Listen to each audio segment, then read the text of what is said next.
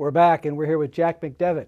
Jack, welcome to Fast Forward. Thank you, Tom. It's good to be able to have you on. And I am going to do something now that I was requested to do by Ginger Buchanan. I have here the official certificate from the Science Fiction and Fantasy Writers of America, your certificate as a nominee for the Nebula Award for Best Novel for Echo, which I am supposed to present to you on camera. Tom, thank you very much. That's really very nice. Now, it's not like this is a unique experience for you. You've been nominated for Nebula after Nebula. Is this 15 or is this? I've lost count. I really have. I did finally win one after after about 14 nominations. I was beginning to feel like Susan Lucci. Yeah, that was for Seeker. Yes, sir. That's correct. And yeah, I can see where basically being nominated by your peers year after year after year could be very flattering, but then not to win could get a little frustrating. Yeah, somebody told me one time that the world was full of people who would kill to be nominated for a Nebula, to see their name on the spine of a book. And there's a lot of truth to that. But you still kind of would like to win it once, at least win it once. Take it home, have something to take home, put on a shelf. It's kind of like being at the plate and you never get it, you never actually get an on base. Never quite get the pitch you need. Yeah, it's odd. I'll tell you though, to be really honest, when I was 19 or 20 years old, if I would have loved to know that I was going to be in this position today. I would have given anything because I didn't expect to do any. I had given up at that age. I was not going to. Yeah, I read a story about that, about you, is basically you read, I think it was David Copperfield. David Copperfield, and you thought right. to yourself, okay, that's it, not going there, can't happen. When I was a freshman, the freshman at LaSalle, LaSalle had a freshman short story contest, and I wrote a story for it, and one of the other students wanted to read it, and I gave it to him. And he lost it. And that was when I learned it was a good idea to make carbon copies. So I had to go back and rewrite the story. But anyway, it won the award, and they printed it in the college literary magazine. And I felt, boy, and I'm on my... There are two things I wanted out of life. One was to be a science fiction writer, and the other one was to play shortstop for the Phillies. Well, you're not afraid of a tough crowd, are you?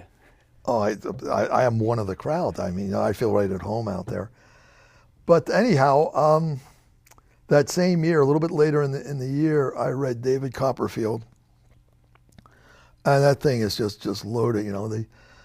Barkis is willing, and Barkis is dying at one point in the book. And when the tide comes in, Barkis went out with the tide. And, I mean, Dickens is so good. And I sat there and I thought, there's no way I can compete with this guy. There's no way I can do this stuff.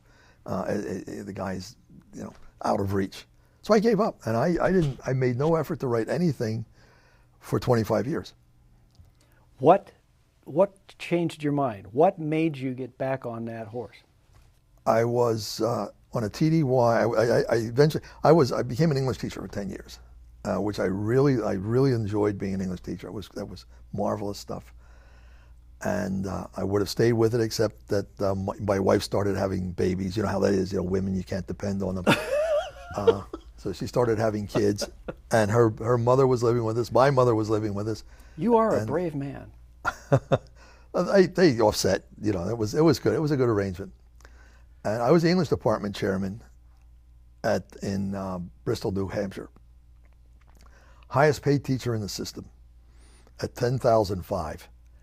Yeah, and I remember that there was an editorial up there about how the newspaper had predicted that one of these days, one of these teachers was going to be making 5 figures. And in the meantime, I had all I could do to pay the heating bill in New Hampshire with that kind of money. So I bailed, and about a year later, I became a customs inspector, which meant I had to look in suitcases, which doesn't require, once you know what you're looking for, it doesn't require a lot of capability. But I was making 2.5 times as a customs inspector what I made as a department chairman. But anyway, so I wound up a few years later teaching customs inspectors. I had been in Pembina, North Dakota, was where I was stationed, and they sent me to Georgia, the Federal Law Enforcement Training Center, for a year's assignment teaching people to be customs inspectors. And I remember calling one of the guys I used to teach with, and I said, Richard, I said, this is driving me crazy. He's teaching people about embargoes and 10% duty and stuff like that. And he said, well, it used to be that you used to handle ideas, and now you handle cargo. And he said, I can understand the problem. So my wife said, you're always threatening to write a science fiction story. Why don't you do it? Just take the time. Now is a good time. One of the other things, by the way, it makes it hard to write anything, I think, is if you're a teacher, you're involved with ideas all day long, and with there's a lot of psychological pressure when you're a teacher, especially with high school kids, maybe college kids too. And when the day is finally over, if it's ever over, I never really caught up on my work as a teacher, but you're psychologically exhausted, and to sit down and create characters and make it work. In order to be a good writer, I think the ideal kind of day job is the greeter at Walmart or something along those lines. And so the job teaching customs inspector became fairly easy because the material just wasn't that difficult. And so, okay, I decided, all right, I'll keep my wife happy. I knew I was not going to have a chance to publish anything. Because 25 years of that assumption, you don't throw that overboard very easily. But it's just so that she would know that I tried. I decided I would try, and I wrote a story. I wanted to call it Zip Code. It was about I've always had this thing about terrible titles, but it was about a guy working in a post office who was in love with the young woman at the other counter. Right. Scared to make a move. Terrified. Why? Because he thought he was going to fail. And I didn't see that there was a connection to who I was at that point. But a letter arrives that had been mailed 135 years earlier by Ralph Waldo Emerson. Well, you know how things can be sometimes. Things get lost, they go astray. Doesn't surprise anybody. Letter arrives, and my protagonist opens the letter, and I had a couple of lines in there that I had taken from Emerson, which was that if you can learn to believe in yourself, Harry, you can do anything. So I finished the story, and we sent it off to, I think to Asimov's and Analog, and they came back from both magazines with nice form letter that go away, dear. We're busy, and that was enough for me. I just I don't need getting hit in the head. So I threw it in the top drawer. I just wasn't going to do it anymore. And Maureen called it a friend of hers. She said, we need another pair of eyes. Somebody else looked at the story. Mm-hmm. The other person looked at the story and said, well, I think you need to fix this, change that. Here's something that doesn't really work. So, all right, so I rewrote this thing, and we sent it to Fantasy and Science Fiction. They sent it back with a letter that said, well, we would like to use it, except we're pretty much buried right now with material. And I did not realize, that's how dumb I am. I didn't realize that getting a letter back like that was a lot of encouragement. And I think, yeah, it's enough. So Maureen took the thing and sent it out one more time. She sent it to Twilight Zone magazine. Right. And they said, well, we got back to Pembina, North Dakota a few weeks later. There was a card waiting. I've got it framed now. It's at home about how they'll buy the story. He thought that Zip Code was probably not the best title in the world. We changed it to The Emerson Effect. But that was my first sale. Once that story went, after that, I never looked back. Dam broke. Dam broke. I remember one time I was driving through Mexico and picking up a radio station from Texas. They were interviewing Harlan Ellison, and Harlan said much the same kind of thing. So once I told that first story, and I knew I could do it. I think I'll tell you what I think happens, Tom.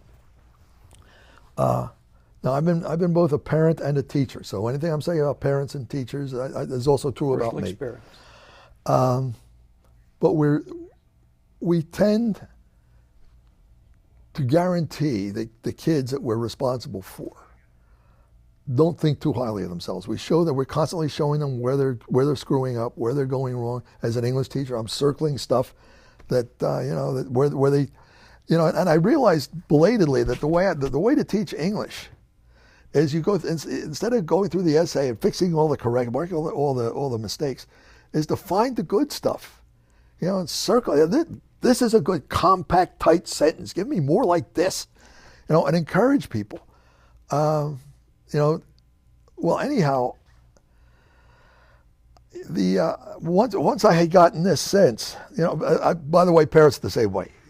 Parents are always don't do this. You'll break it. You didn't make your bed right. Here, let me make it for you. That type of stuff. Reminds me of, sir. I got a commendation from the Navy because I pulled the plug on some equipment during a power failure. Where the power came back on, a lot of stuff blew out in other departments. Mine came through unscathed.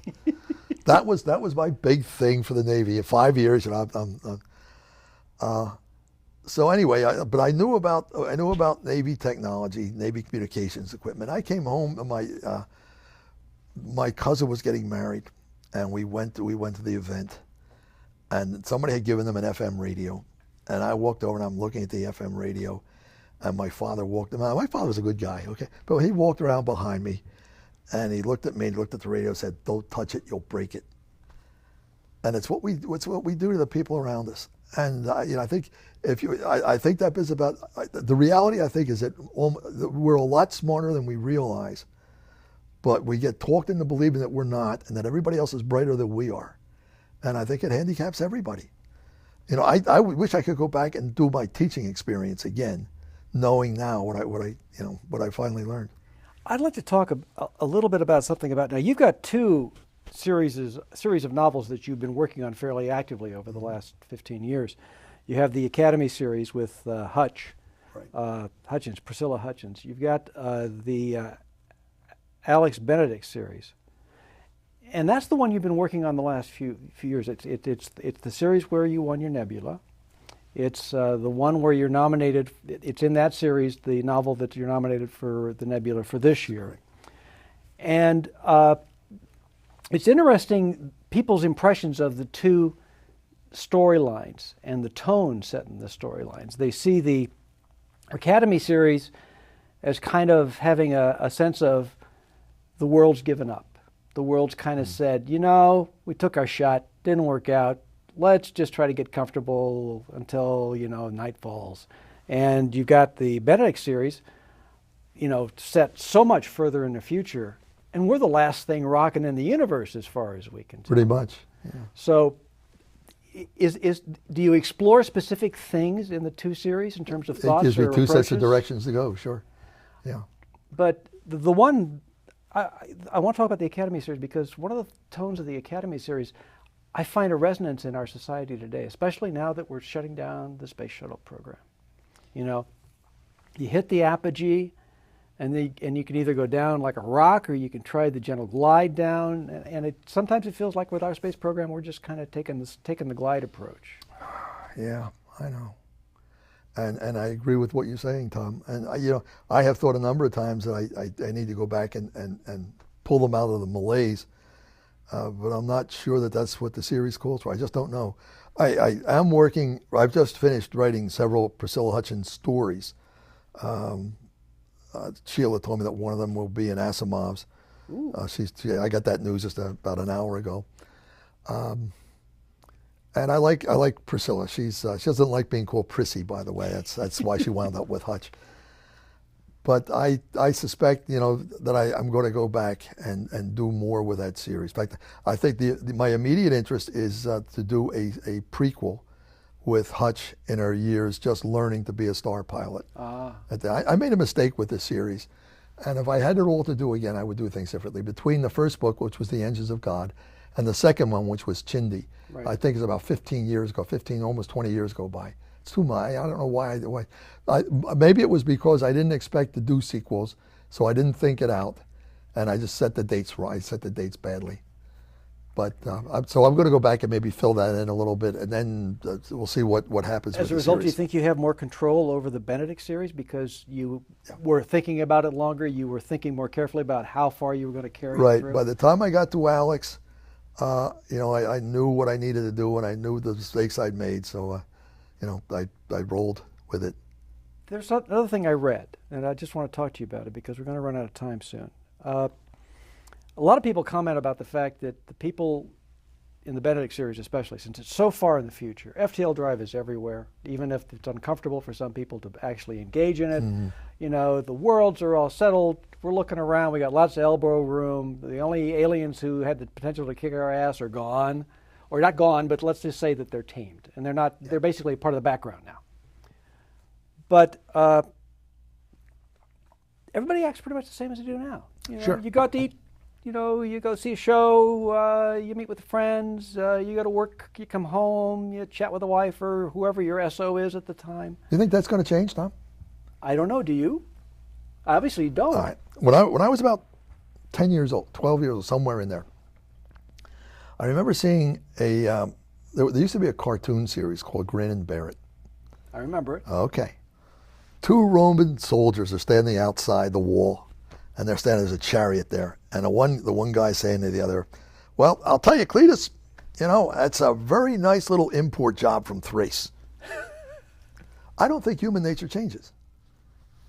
You know, I think if we could go back and hang out in a campfire with some tribes 30,000 years ago, we would, and speak the language and all that sort of thing, I think we would be amazed at how similar the concerns are to what we live with. I think the same sense of humor would be there. I think people would still be concerned about their kids. Guys would probably still be getting in trouble. You know, I say that with, you know, the governor of California and all that sort of thing. You know, you get a fresh round of that, seems like every couple of weeks with somebody. But I just don't think human nature changes. I remember one person one time saying, you know, what really upset him about Alex Benedict's world, he's 10,000 years in the future and he's got a fireplace. Why would he have a fireplace? Well, he has a fireplace because, in my view, a fireplace has reached the end of its evolution. You cannot build something better than a fireplace during a cold night, and you know you can't do it. It's ideal. There are simply things that I don't think we're going to change with. At least I hope not. If you know, I've got a practical reason for doing it too. If I were to change it, if I were to have people dealing with high technology and all kinds of, you know, all kinds of differences in the way they live, like multiple group marriages and everybody's happy, which may well be the case by then. But if I do, they will become so unrecognizable that the people reading the novels are not going to connect with the characters. It's too big a wall to get over, and I couldn't see any point in doing it. And obviously you're right, because your fellow writers, it connects with them. It connects with all your readers. So you're doing something right. Apparently, yeah. I've been very, very pleased. And we're out of time, and we'll have to end with that. Jack, thank you for coming by. Thomas, my pleasure. Thank you for, as they always say on cable TV, thank you for having me in. And with that comes to the end of our show. We hope you found something of interest. We hope you come see us again. Until then, this is Tom Schad saying, take care.